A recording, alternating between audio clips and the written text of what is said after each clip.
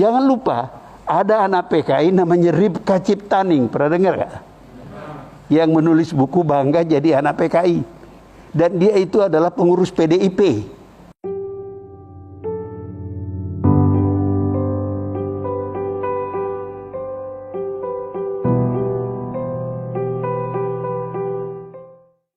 Salah satu problem di Indonesia ini, orang nggak tahu sejarah, malas belajar sejarah.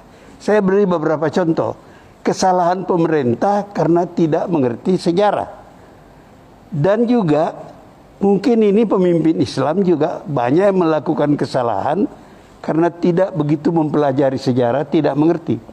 Contoh yang selalu saya kemukakan, kalau nggak salah di TV tadi malam saya ulangi lagi, Bung Karno. Bung Karno itu menjelang Gestapo mengembangkan ideologi Nasakom. Masih ingat? Kalau usia Anda masih sekitar usia saya 77, tentu ingat. Tapi yang muda-muda mungkin nggak ingat. Jadi Nasakom ini gagasan Bung Karno tahun 26. Setelah pemberontakan PKI, Silungkang, Jakarta, dan Banten. Kalah, tumpas oleh Belanda. Dan pemberontak dibuang ke Bovendigul. Bovendigul itu di Papua sekarang. Bung Karno melihat pemberontakan itu gagal karena tidak ada persatuan. Itu komunis saja. Jadi Bung Karno mengajak persatuan nasionalis, Islam, dan komunis. Nggak ada masalah waktu itu. Kenapa tidak ada masalah? Komunis belum jadi ancaman bagi orang Indonesia. Tahun 48, bapak-bapak, ibu-ibu, mudah-mudahan belajar sejarah, tahu ada pemberontakan PKI di Madiun. Banyak korbannya. Korbannya itu banyak alim ulama, ya, perwira-perwira TNI, tokoh-tokoh birokrasi, dan sebagainya. Sejak itu, cara orang Indonesia yang bukan komunis melihat Indonesia itu sebagai ancaman.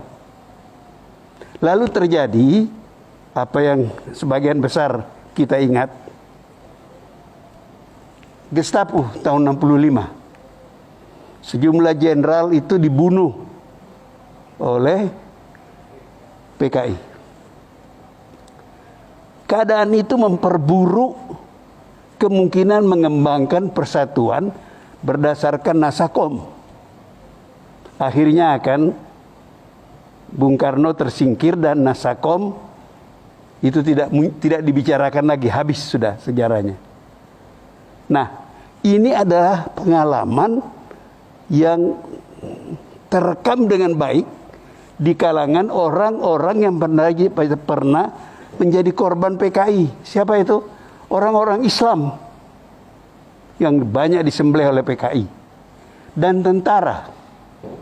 Makanya kalau Anda lihat sekarang, penentangan terhadap rencana undang-undang HIP itu adalah orang-orang Islam dan tentara, pensiunan tentara terutama, karena yang tentara nggak boleh berpolitik lagi, gitu.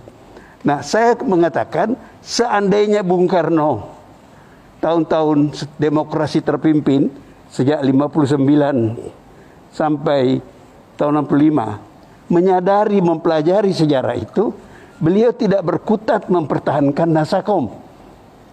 Karena mempertahankan Nasakom itulah, maka dia akhirnya tersingkir. Nah, ketika undang-undang HIP itu mulai muncul, orang Islam teringat, ini kalau dibiarkan, ini akan kembali kepada Nasakom. Tentara juga, ini berbahaya. Kalau ini dibiarkan, itu bisa kejadian pembantaian seperti dulu. Nah, apakah ada kemungkinan ke sana? Apakah ada bahaya itu ada? Saya adalah orang sejak beberapa tahun terakhir berapi-api bicara, baik di kuliah-kuliah saya, ceramah-ceramah saya, dan di televisi. Apa yang saya katakan? Komunis itu sudah bangkrut. Uni Soviet bubar. Cina jadi kapitalis, Vietnam jadi kapitalis. Ada partai komunis di negeri itu, tapi ideologi komunis tidak lagi mereka jalankan. Tapi kalau Anda tanya, saya baca kemarin ada berita dari Beijing, Xi Jinping itu masih menyebut komunis, tapi nggak ada praktek komunis lagi. Saya berkali-kali ke Tiongkok, itu kapitalis betul. Sudah mati itu ideologi. Lah kok masih takut kita di Indonesia? Pengalaman kita menunjukkan di zaman Nasakom sebelum Gestapo, PKI itu berlindung di balik Soekarno untuk menindas orang Islam. Hamka di penjara, sejumlah tokoh-tokoh Masyumi di penjara, tokoh-tokoh Islam. Selain orang seperti Mokhtar Lubis, ya, orang seperti Syahrir, itu semua musuhnya PKI, penjara. Baru bebas setelah Gestapo, dibebaskan oleh pemerintahan Orde Baru. Jadi orang ada ketakutan, jangan sampai PKI itu menyelusup ke dalam PDIP, ya, dan dari dalam menggunakan tangan pemerintah menindas orang Islam. Jangan lupa ada anak PKI namanya Ribka Ciptaning, pernah dengar gak? Yang menulis buku Bangga Jadi Anak PKI. Oke?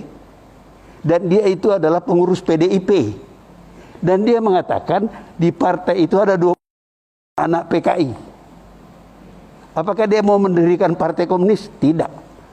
Tapi dia bisa menggunakan kekuasaan itu meminjam tangan pemerintah, membalaskan dendamnya kepada orang-orang Islam. Ini yang ditakutkan oleh orang Islam. Bukan partai komunisnya. Partai itu sudah bangkrut. Habis sudah. Jadi kembali lagi, mengapa ini saya jadikan contoh? Karena Bung Karno tidak mempelajari sejarah dengan benar. Bahwa gagasan tahun 26 tidak bisa dipakai lagi di tahun 60-an. Tahun 26 tidak ada komunis internasional. Tidak ada perang dingin. Tidak ada pertentangan antara Amerika dengan Uni Soviet. Ketika Bung Karno berapi-api bicara persatuan berdasarkan Nasakom di zaman demokrasi terpimpin antara tahun 59 sampai Gestapo, keadaan dunia sudah berubah.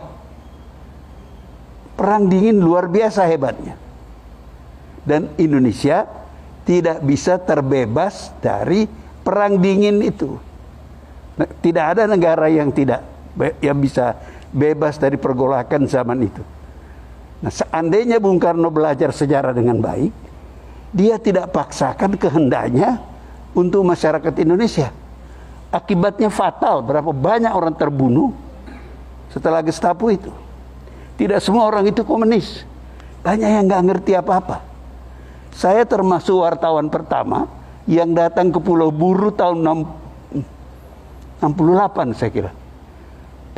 Gelombang pertama orang-orang tahanan itu dilepas. Saya interview beberapa orang.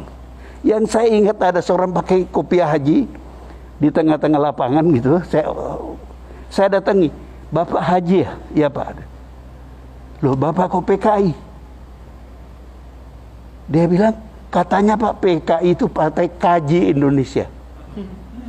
Coba lihat lihainya komunis itu. Kaji. Jadi ini Bapak ini nggak ngerti apa-apa.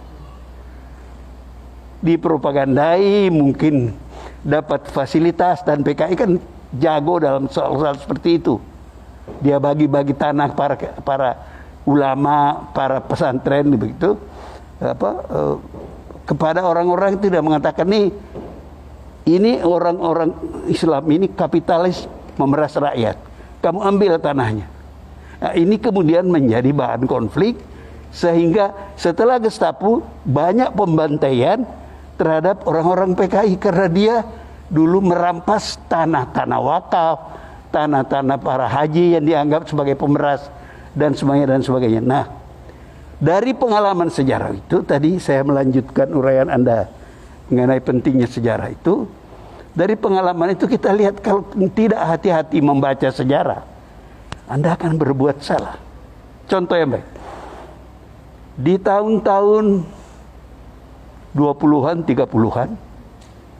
Itu Belanda berkampanye, itu otak pemikirannya Profesor Snoeck-Horgeroonya berkampanye membuat orang-orang Islam itu sekuler. Mereka difasilitasi dan dikirim ke Belanda dan sebagainya. Orang Islam kan tidak punya apa-apa. Lalu berkembanglah gagasan uzlah. Uzlah itu artinya, bahasa Inggrisnya stay away from, jauhi sekolah-sekolah Belanda, sekolah-sekolah kafir, begitu ya. Nah, setelah kita merdeka, kesalahan itu dikoreksi karena disadari itu berbahaya bagi umat Islam. Yang mengoreksi itu adalah Haji Wahid Hasyim, bapaknya Gus Dur. Itu kabinet RIS tahun 49-50. Saya ingat karena saya adalah generasi itu. Saya masuk sekolah dasar itu tahun 49. Dan waktu itu dikampanyekan orang Islam nggak apa-apa masuk sekolah pemerintah. Ini pemerintah kita, Republik Indonesia. Nah, itu menarik. Kalau Anda hitung-hitung anak-anak Islam mulai masuk sekolah umum, kalau Anda hitung 6 tahun sekolah dasar, 6 tahun sekolah menengah, SMP, SMA, ya, maka tahun berapa itu? 49, 12 tahun. Itu pada tahun-tahun itu untuk pertama kali Anda melihat orang sholat pakai dasi. Pertama kali Anda melihat musola-musola di kantor-kantor. Oke, kalau dihitung di militer, kelanjutannya ini tambah 3 tahun akademi militer, lulusan akademi militer ditambah 21 tahun, jenderal-jenderal anak santri adalah Faisal Tanjung, bapaknya tokoh Muhammadiyah. Dan banyak orang-orang ini, mereka mengubah tentara Indonesia menjadi tidak haram lagi bagi anak-anak pesantren. Pada zaman Faisal Tanjung itu, anak-anak pesantren boleh masuk akademi militer. Di kemudian hari, Anda lihat banyak markas-markas Kodam yang ada masjidnya bagus-bagus. Itu akibat kesadaran sejarah bahwa tidak bisa kita teruskan kebijakan zaman kolonial ke zaman merdeka. Jadi apa yang Ustadz tadi sampaikan, itu saya memberikan bukti saja bahwa itu penting sekali.